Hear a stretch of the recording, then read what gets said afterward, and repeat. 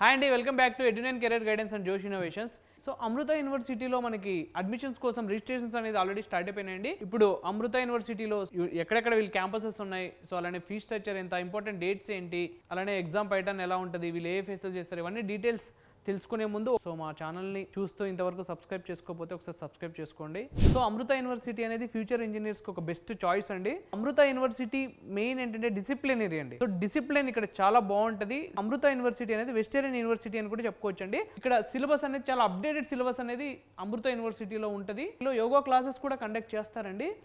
So అలానే అమృత university campuses ఎక్కడెక్కడ ఉన్నాయో ఒకసారి చూద్దామండి.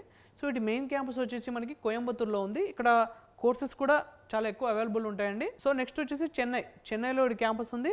సో బెంగళూరులో కూడా వీళ్ళ క్యాంపస్ ఉంది. అమృత్పూరిలో కూడా వీళ్ళ క్యాంపస్ ఉంది, వాటికి సంబంధించిన కోర్సెస్ ఇవన్నీ. సో అలానే అమరావతిలో కూడా వీళ్ళ క్యాంపస్ ఉందండి, వాటికి సంబంధించిన కోర్సెస్ ఇవి.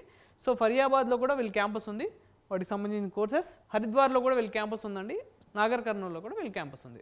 వీళ్ళ ఎగ్జామ్స్ అనేది 2 phases కండక్ట్ చేస్తారండి. ఫస్ట్ ఫేజ్ వచ్చేసి ఫిబ్రవరిలో జరుగుతుంది, సెకండ్ ఫేజ్ వచ్చేసి మేలో జరుగుతుంది.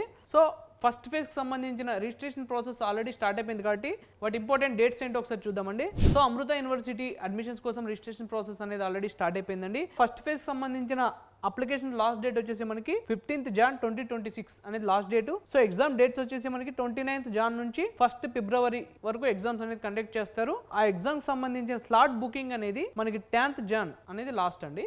సో 2 phases మనం అటెంప్ట్ చేయాల్సిన అవసరం లేదు, ఒక ఫేజ్ అటెంప్ట్ చేసినా సరిపోద్ది.